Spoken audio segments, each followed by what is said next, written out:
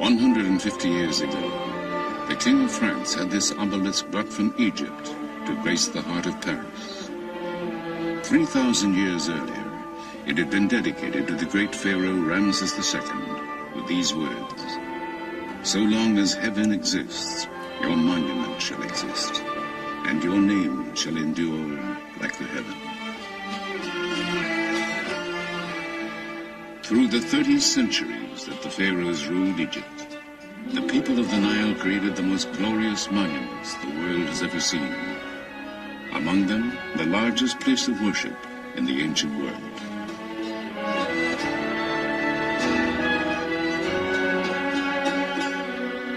These miracles in stone were tributes to their gods and kings.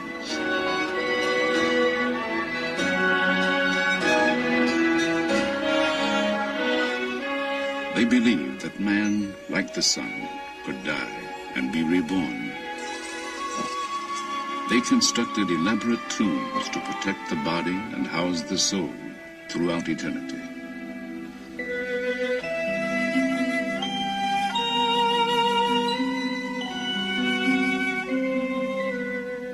They created guides to the underworld, books of the dead to ensure immortality. And on their monuments, they left the testimony of their faith. These inscriptions are keys with which we unlock the secrets of ancient Egypt. Ladies and gentlemen, now we are in the temple of the Queen Hatshepsut. And as they have since the days of Herodotus, Anthony, and Cleopatra, thousands journey here to see these wonders. Going down to the Green Valley for the holy visit of Amun-Ra to the goddess Hathor once a year for 15 days. But today, having endured for 50 centuries, these seemingly imperishable structures are threatened. Their fate may be determined in our lifetime. So, people of science, soul, and conscience travel here from all over the globe to save the priceless monuments, to decipher the meaning of the messages before they disappear forever. This is the story of the land of Egypt and the quest for eternity.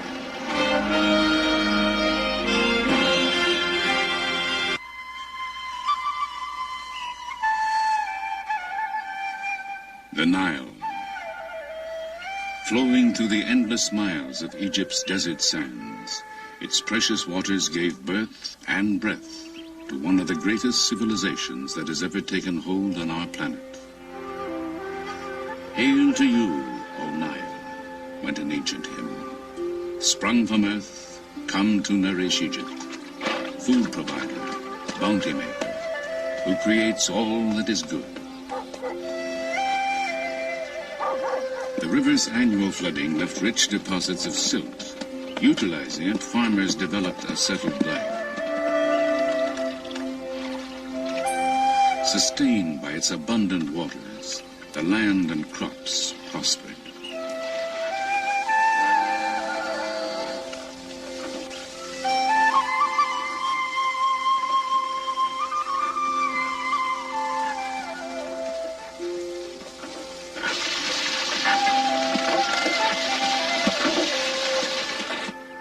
Even mud from the Nile's banks provided the people with material for everything from clay pots to the bricks with which they built their homes.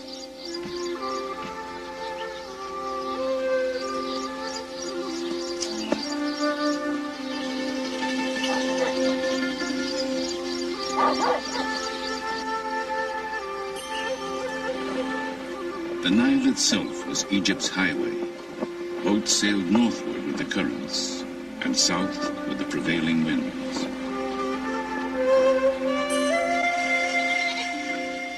To predict the time when the river would overflow, the ancients developed a calendar. Our own evolved from it. Along the extended oasis of the Nile Valley, a way of life emerged that still endures today, virtually unchanged from the furthest reaches of recorded time.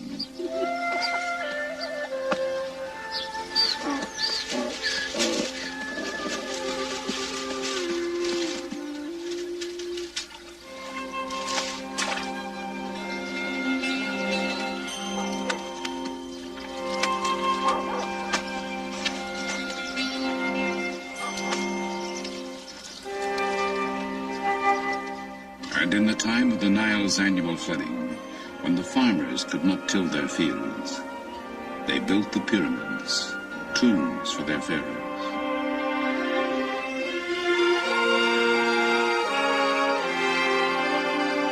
All that remains of the seven wonders of the ancient world, they were stairways to heaven, for to all Egyptians, their religion promised an afterlife. The largest monument ever constructed, the Great Pyramid, contains more than 2 million immense limestone blocks, each weighing over 2 tons. 100,000 men toiled for 20 years without wheel, horse, or iron tools to create it, that their pharaoh might join the sun god and live in eternity. This dedication to gods and kings was to sustain the Egypt of the pharaohs for 3,000 years.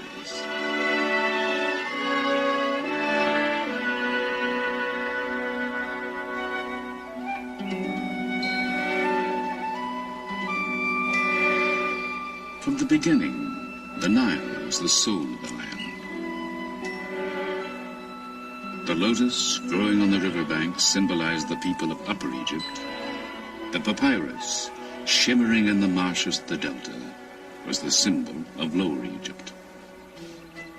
Immortalized on this tablet of slate, a king known as Narmer wears the high domed crown of Upper Egypt on one side, the low, curled crown of Lower Egypt on the other. It commemorates his unification of the two lands to create the nation of Egypt in 3100 BC. From that time, Egyptian kings would wear both crowns as rulers of the two kingdoms of Upper and Lower Egypt. The two lands have remained linked from Narmer's time to the present. Isolated from its neighbors, protected by mountains, desert, and sea, the Nile Valley was an ideal crucible in which a civilization could begin. Traces of those beginnings can be found in the city of Nekhen. The site, still populated today, holds evidence of habitation stretching back 6,000 years.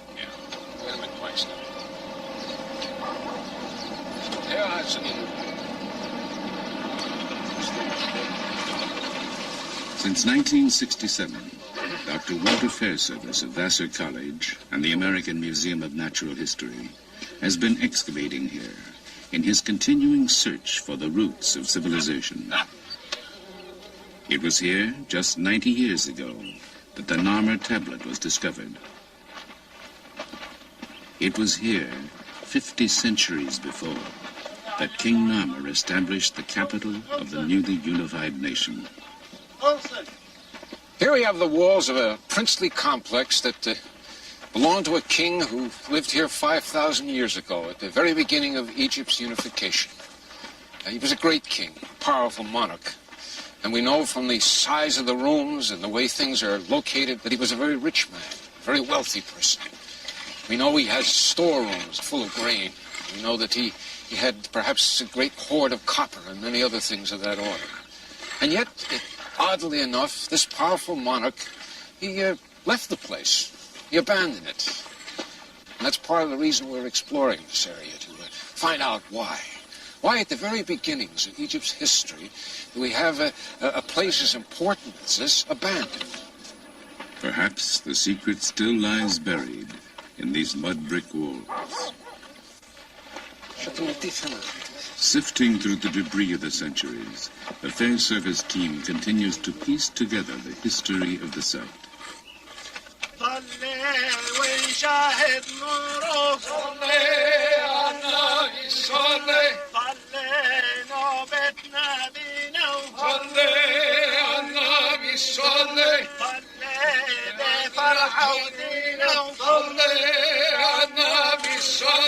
Many threads bind Egyptian prehistory and history, but none is stronger than the belief in immortality.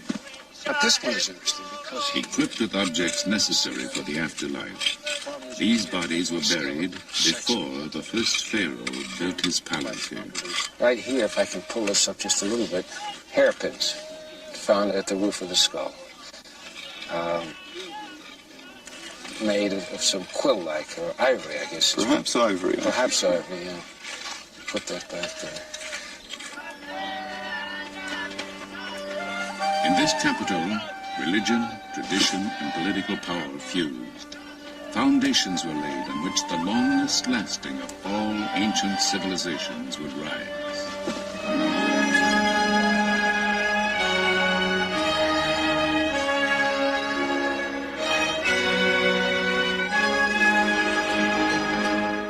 2,000 years later, Egypt's religious capital was Thebes, one of the richest, most powerful cities on earth.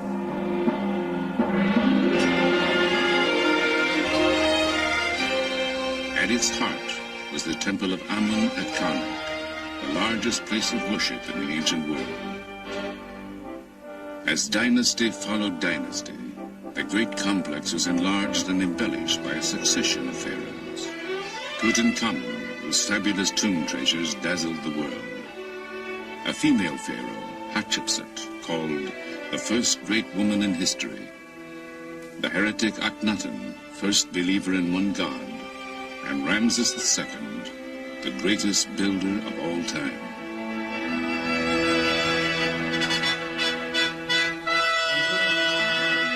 Called Ramses the Great, Pharaoh while Egypt's power and prosperity flourished, this warrior king was to rule for 67 years, bring peace to the empire, father nearly 200 children, and leave his mark on fully half the monuments in Egypt. Ramses was only about 20 when his father, Seti I, died in 1290 BC. Seti had ordered his funerary temple built at Abydos. One of Ramses' first acts as pharaoh was to travel there to complete it. To all Egyptians, this was the most sacred city on earth. Here, drawn by some mystical identification with Abydos and the long-dead pharaoh, an extraordinary woman known as Seti was to come 3,000 years later. With a group of fellow Egyptologists, she celebrates her 77th birthday. To you. Happy birthday, Seti. Happy birthday to you.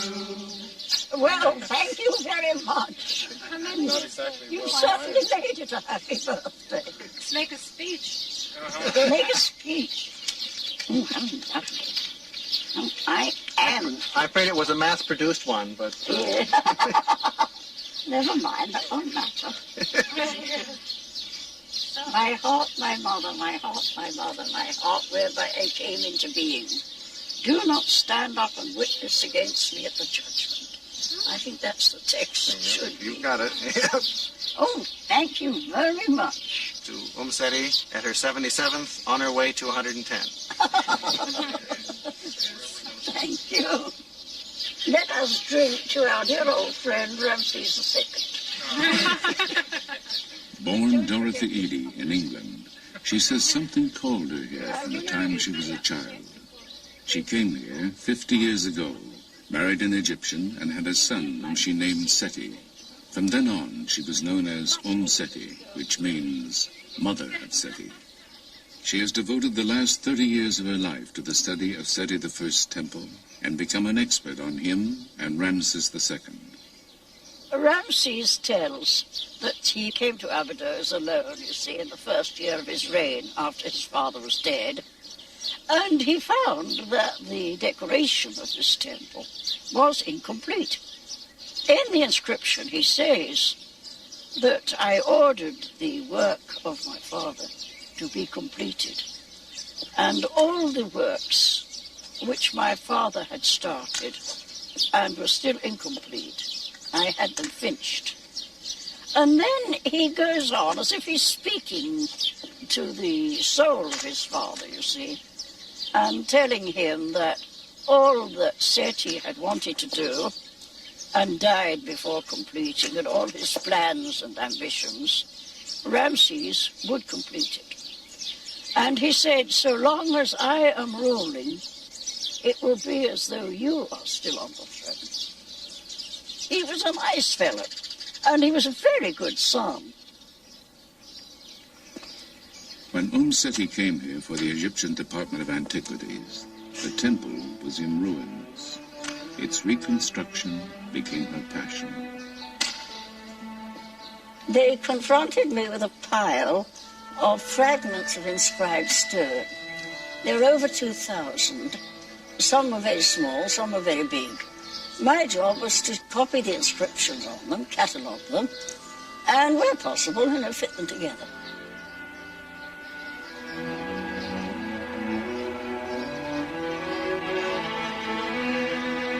The temple is vibrant with carvings that look as fresh today as when they were painted 3,000 years ago.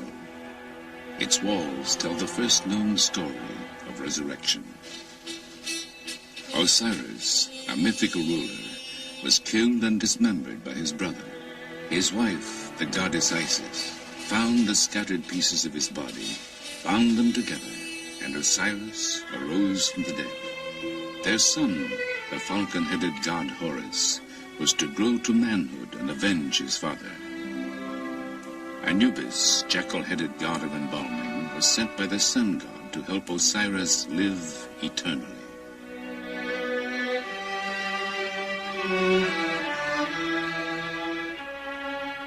The Egyptians believed that because Osiris died and rose again, they too could achieve immortality.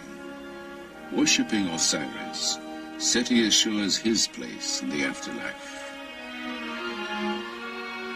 Offering incense, the pharaoh worships before the bark of the sun god, Amun-Re.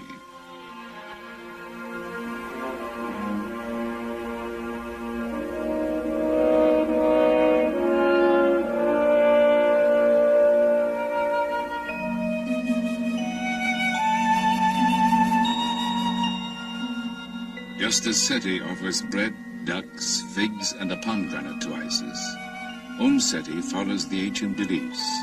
Oh, yes, every year at the great feast, and again on the birthday of the gods Osiris and Isis, I come here with offerings of wine, bread, and incense.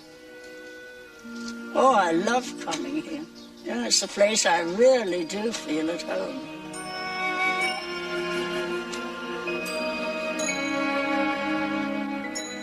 Three days after this filming was completed, Seti died. She was buried in Abydos, Egyptian city of resurrection.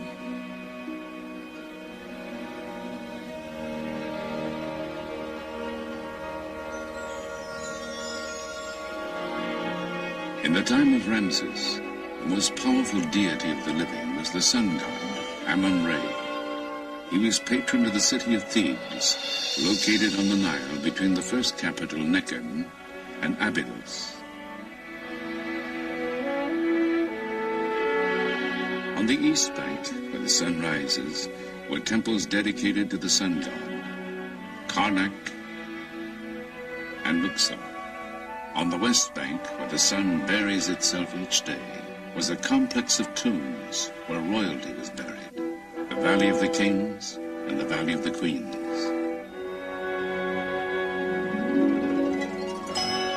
The Greek poet Homer was to immortalize Thebes as the city of 100 gates, where 400 heroes with their horses and chariots passed through each of these great gates.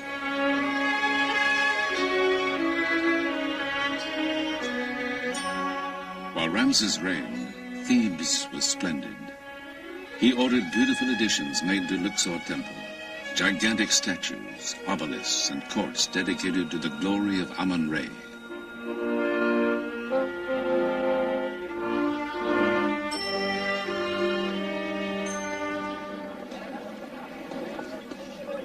But having endured 3,000 years, these monuments face destruction in our time.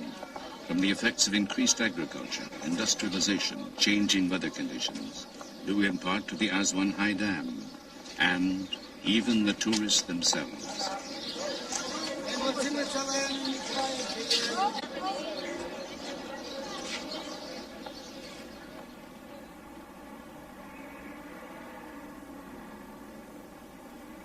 In 1924, in response to the impending crisis, the Oriental Institute at the University of Chicago established a permanent headquarters in Egypt. Called Chicago House, it was founded by Dr. James Henry Breasted, father of American Egyptology, who envisioned making a record of all the endangered monuments of ancient Egypt. Today, Chicago House is under the direction of Dr. Lanny Bell. The scholars of Chicago House have undertaken a monumental labor called the Epigraphic Survey.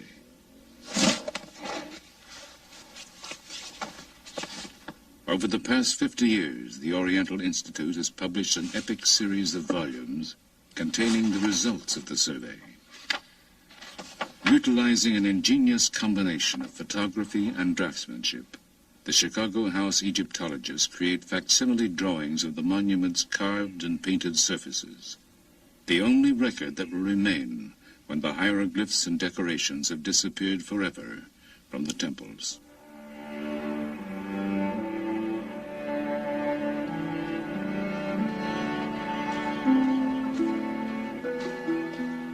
As Pharaoh succeeded Pharaoh, it was common practice for them to alter temples, taking credit for the work of their predecessors. By interpreting successive decorations, the Chicago House team is decoding the history of Luxor Temple. صباح الخير. صباح الخير بالليل. ازيكم؟ دكتور. كويسين؟ الحمد لله. سلامات. As the glory of pharaonic Egypt faded, people built houses inside the temple. Their debris buried much of it for 2,000 years. When excavation started 100 years ago, the stone walls were suddenly exposed to the air. Since then, salts leaching out of the stone combine with moisture in the air, creating crystals that slough off, taking the images with them. The salt on the walls makes our work urgent. The reliefs are being dissolved, so that within a period of 200 years, the temple will still stand, but all of the decorated surface will have flaked off. When they are gone, we want there to be a record as accurate as humanly possible of the decoration, so that scholars will be able to consult our drawings and be sure that the reliability is such that any questions they have about the decoration will be answered in our volumes.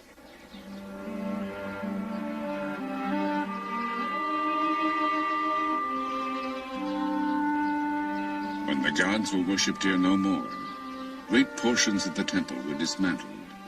Large blocks were broken into smaller pieces for reuse as building material. Thousands of them have been collected over a 30-year period.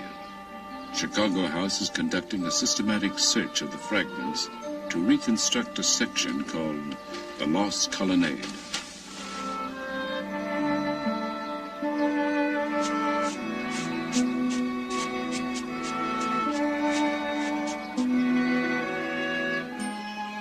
Finding a fragment that may fit, artist Ray Johnson makes notations, and the block is carefully photographed.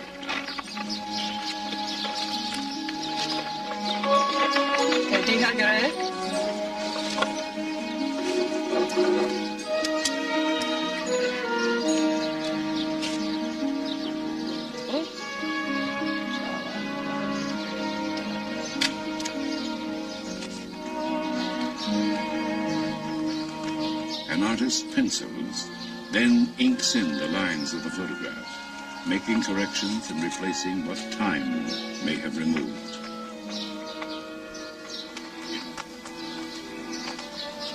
Then the artist fits the photograph into his rendering of the wall. Only the areas within the inked lines have actually been found. But from the salvaged fragments, it is sometimes possible to reconstruct the entire design created by the original artist 3,000 years ago.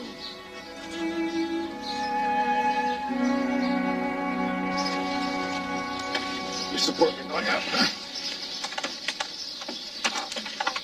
On those exciting and rare occasions, when a fragment that fits onto a standing wall is found, it is replaced. More to the left. Toward me? To the left. So, piece by piece, the ancient temple of Amun-Re rises again.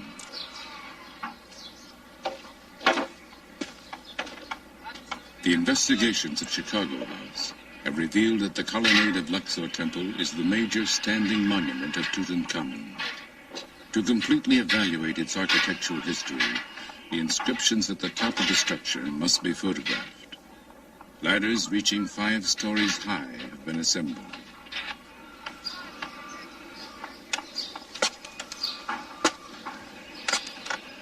This is the first time in 50 years that anyone has attempted the ascent.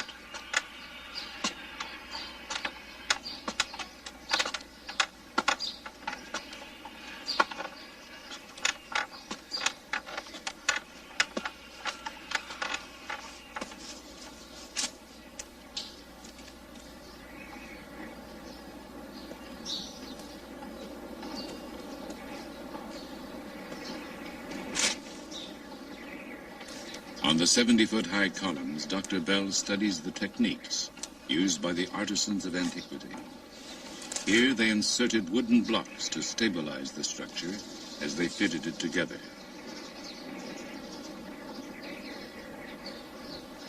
A roof once covered the colonnade, but it fell or was removed sometime before 1600 AD. Fragments of it found on the temple floor have been identified.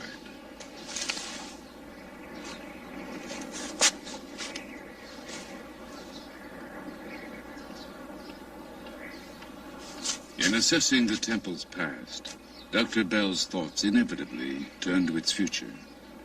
Paradoxically, the vibrations caused by the endless footsteps of the tourists who visit each year, even the carbon dioxide they exhale, are eroding the irreplaceable treasures they come to enjoy.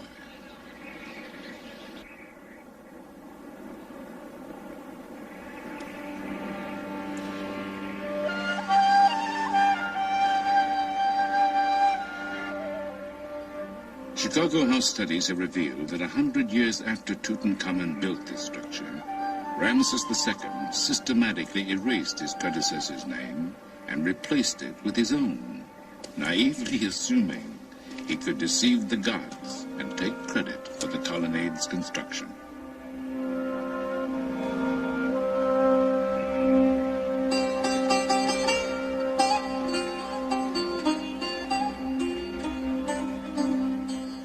Ramses also added to the majesty of Luxor Temple. He built a massive entrance, the horizon from which the sun god goes forth. From reliefs we can reconstruct a dazzling annual festival, the Feast of Opet.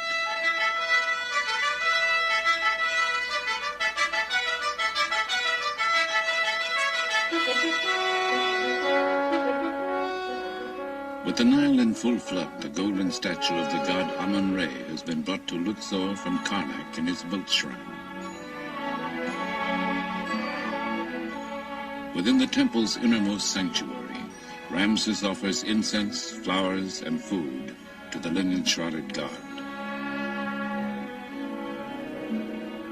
The sacrifices and ceremonies concluded, priests lead the procession out of the temple, purifying the way before them.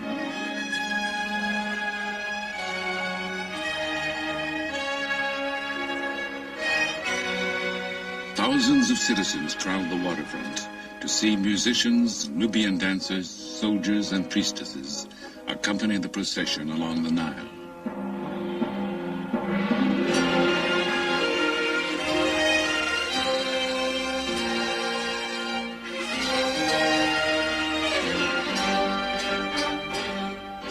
The shrine of the god is placed on its sacred bark, and in great ceremony, priests, god, and pharaoh are towed back to Karnak Temple.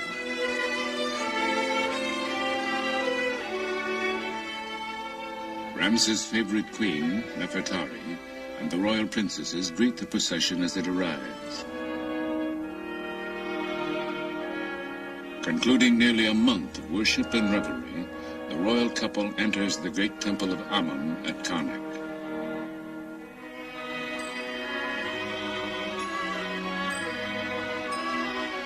Within the sacred precincts of the temple, the shrine carrying the golden statue of the god is hidden from public view until the next year.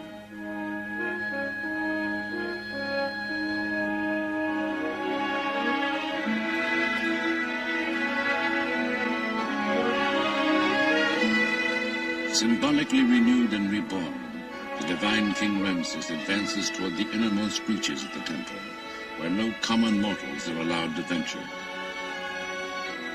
Begun by his father, Seti I, this awesome hall was completed by Ramses. A soaring forest of stone, it is created of 134 pillars, some of them 80 feet high.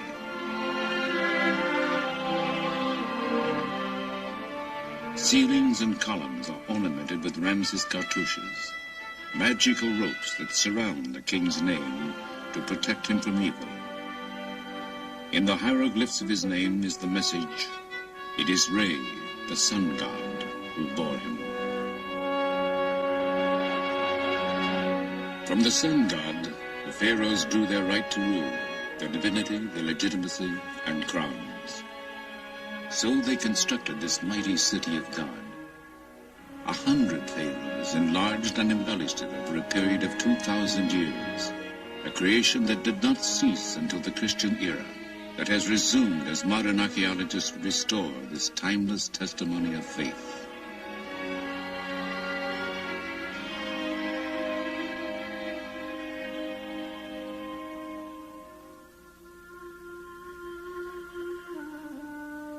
Across the Nile stretches the land of the dead.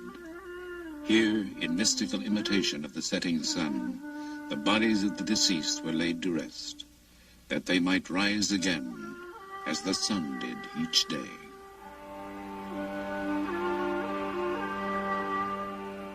Cut into the heart of the mountain, the Theban necropolis is a vast labyrinth of tombs.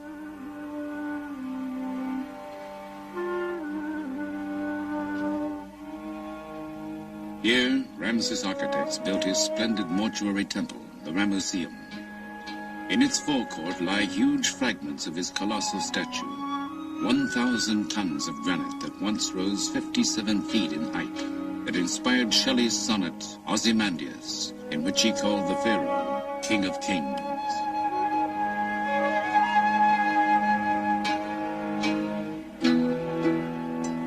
When Ramses died in 1224 BC, the Ramesseum was magnificent. Here, the magic of his name and images would keep him alive forever.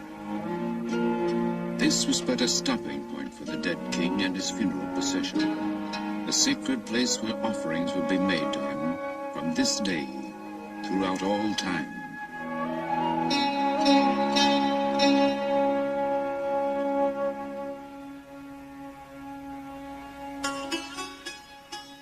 Though mourners wept, they knew that if properly provided for, one could live forever.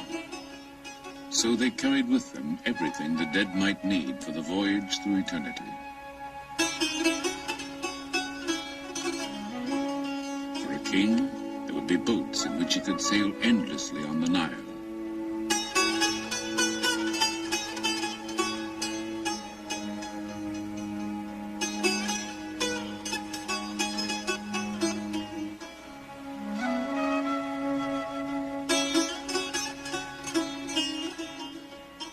And a throne from which he could continue to reign.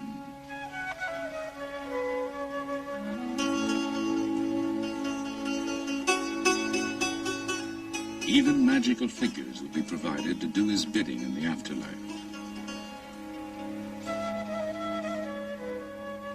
In their tomb paintings, the people of the Nile depicted the hereafter as a pleasant extension of their earthly lives, a place where they could amuse themselves hunting ducks, where rich crops would sustain them.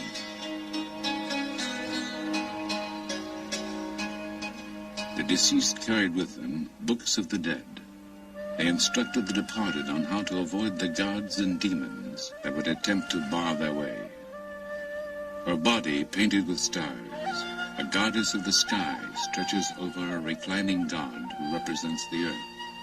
Between them, a winged form of the sun god sails through the netherworld.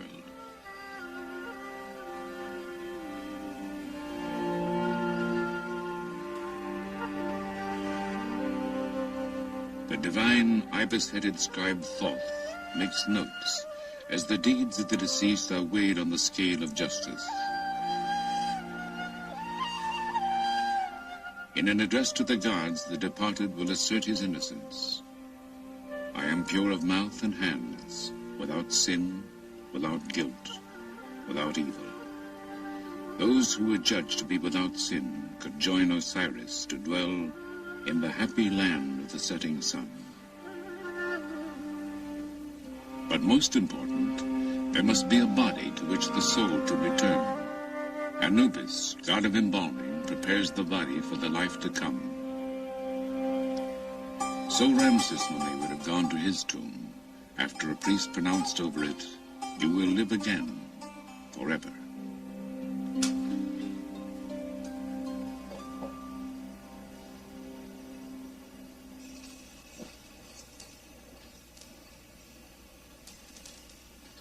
The tomb of Ramses II. In a state of dangerous disrepair, its access is forbidden to almost everyone. But a team headed by Dr. Kent Weeks of the University of California at Berkeley has recently mapped it. In the dynasty following Ramses, the royal tombs were systematically plundered. As a last resort, priests collected the surviving royal mummies and hid them. In 1871, a grave robber found Ramses II where he had lain undisturbed for 3,000 years. Reclaimed by the Egyptian government, the mummy of Ramses now reposes in the Cairo Museum, far from the Valley of the Kings.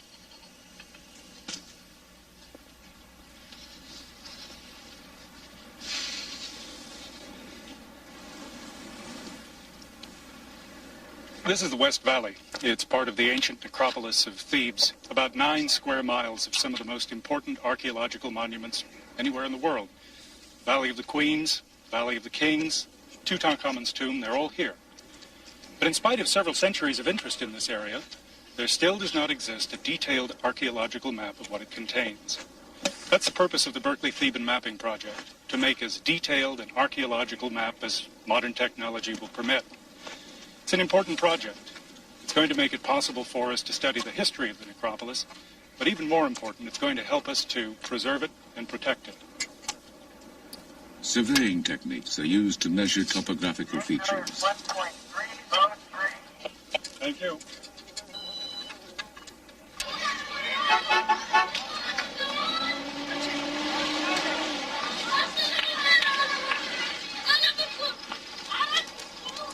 At headquarters in a village below the necropolis, the team reviews its findings. Okay. Can you see Q2 there above the temple at Deir Medina? Aerial photographs are used to plan tomb mapping for the next day in the Valley of the Queens. Right above the temple. Yeah, right there. Okay, that's the first point we'll occupy tomorrow morning.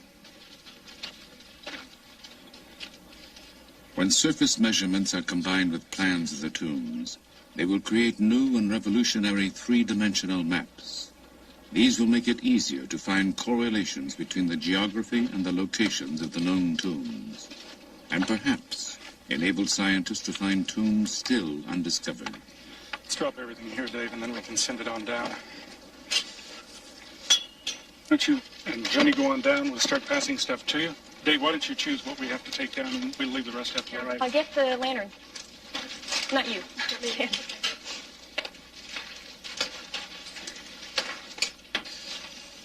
Let's finish that rear chamber today if we can, Dave.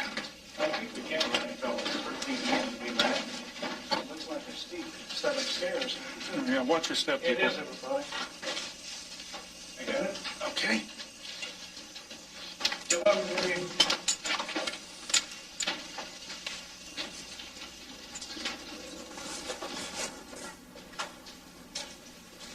Standard surveying techniques are used to obtain the dimensions of each chamber. Every archaeological detail will be drawn and recorded.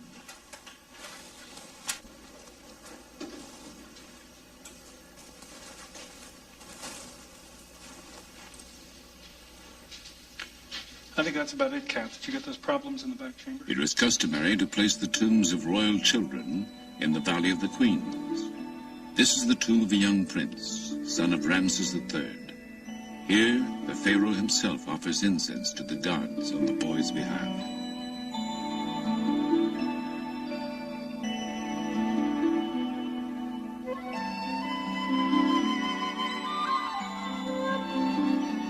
In these touching scenes, the pharaoh leads his 9-year-old son into the presence of the divinities of the underworld. Carrying the feather of truth, the boy obediently follows his father.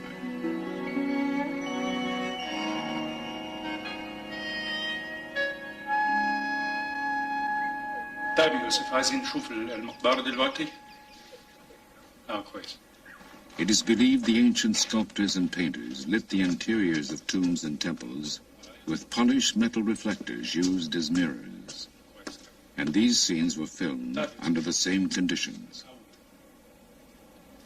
نور هناك؟ كويس. شوف المراية تاني؟ شكرا.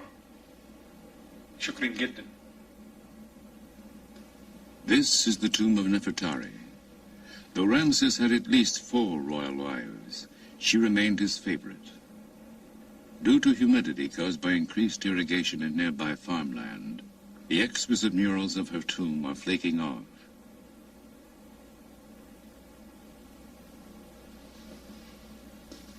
Unless scientists can halt the deterioration, these may be the last moments of what was imagined as the endless ages in which Nefertari would live on these walls. This was the woman with whom Ramses believed he would go through eternity, to whom these words were written. The princess, rich in grace, lady of affection, sweet with love, mistress of the 2 lands, songstress of the beautiful countenance, greatest in the harem of the lord of the palace. All that you say will be done for you. Everything beautiful according to your wish. All your words bring contentment to the face, wherefore men love to hear your voice. These tributes speak to us of love and hope, a people and a civilization that soared brilliantly and then was eclipsed.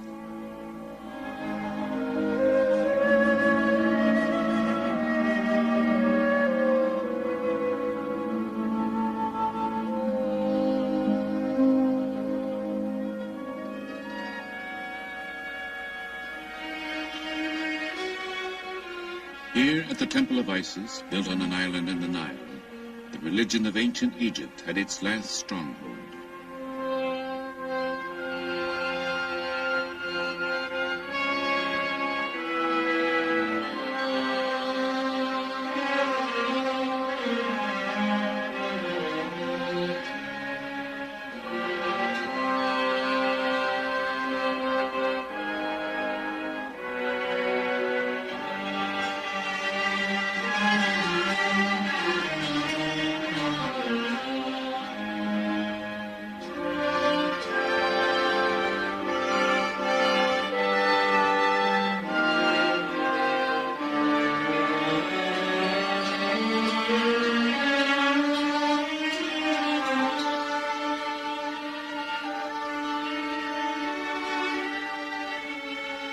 After 332 BC, the Greek Ptolemies would reign as the last dynasty of pharaohs.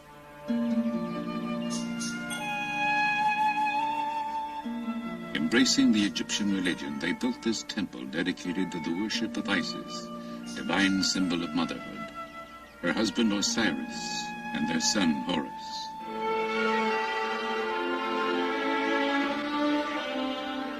Their stories are told and retold on the temple walls.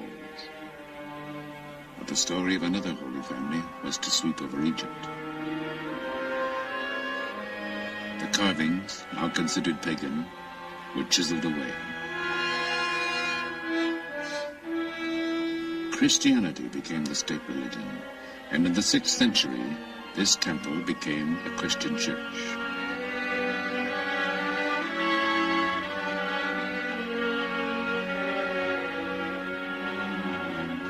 The meaning of the hieroglyphs would be forgotten, the ancient rites forbidden. For 12 centuries, the story of Egypt's ancient civilization would be lost.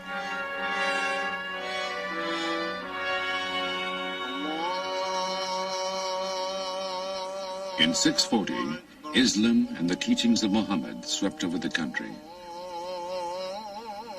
A succession of foreigners was to rule until 1952, when revolution restored full independence to Egypt after 2,000 years.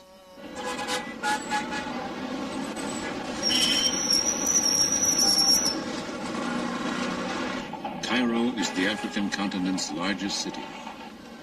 Vexed by 20th century problems of explosive growth, pollution, economic and political difficulties, Cairo, like Egypt itself, survives through the resilience, humor, and vigor of its people.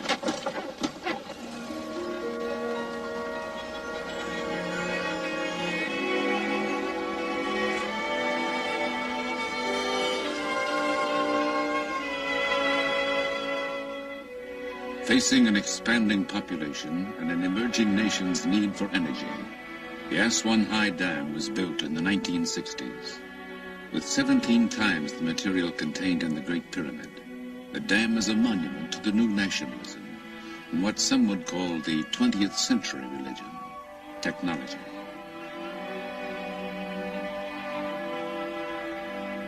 Behind the dam, Nubia was flooded. Much of this ancient land disappeared beneath the rising waters of the Nile. And at Abu Simbel, a magnificent temple hewn from a sandstone monolith, the newly forming lake licked at the feet of these colossal images of Ramses II. A concerned world realized that the temple would soon be engulfed.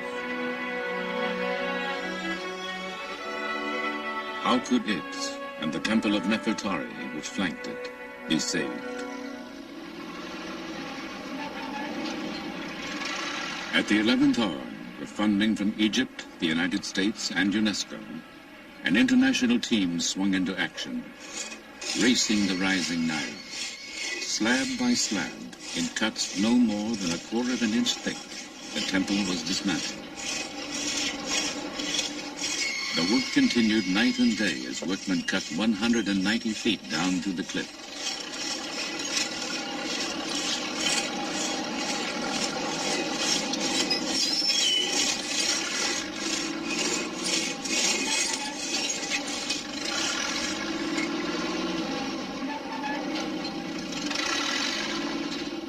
Coded for storage, the sections made a giant jigsaw puzzle.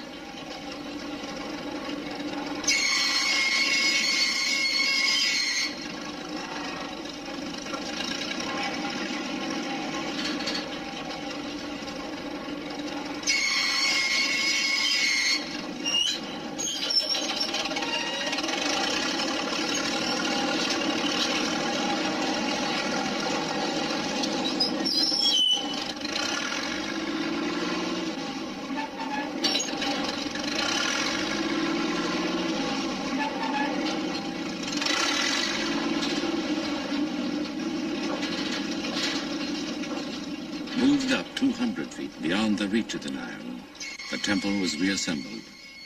The precision of watchmakers was applied to the colossi, reconstructed to an accuracy of a tenth of an inch.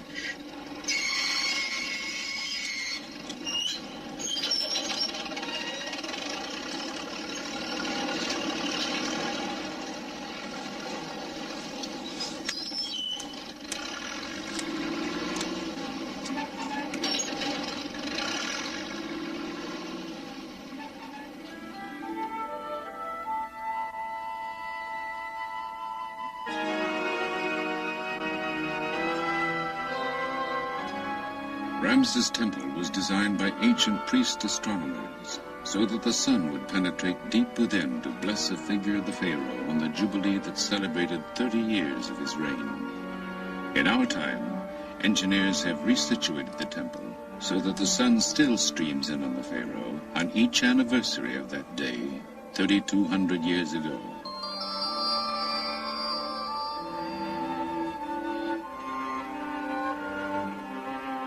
Gilding the statue of the king seated among the gods, the sun god Re bathes the figures in sacred light.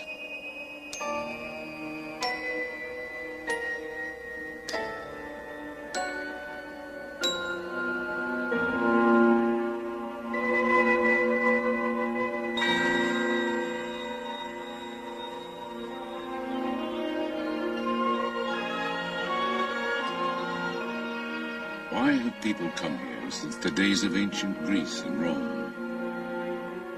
These works are expressions of the quest for the meaning of life itself, a longing for connection with the gods, a need for beauty, a hope for immortality.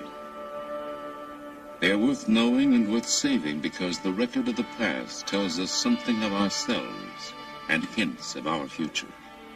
Here, Egyptians and travelers alike raise their eyes to Ramses, speak of him, remember him as a leader who signed the world's first major peace treaty.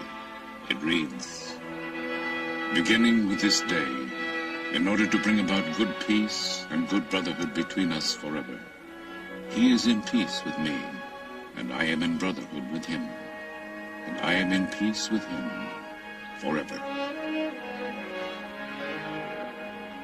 In the religion of the ancient Egyptians, to speak of the dead is to make them live again. For Ramses, the quest for eternity has been fulfilled.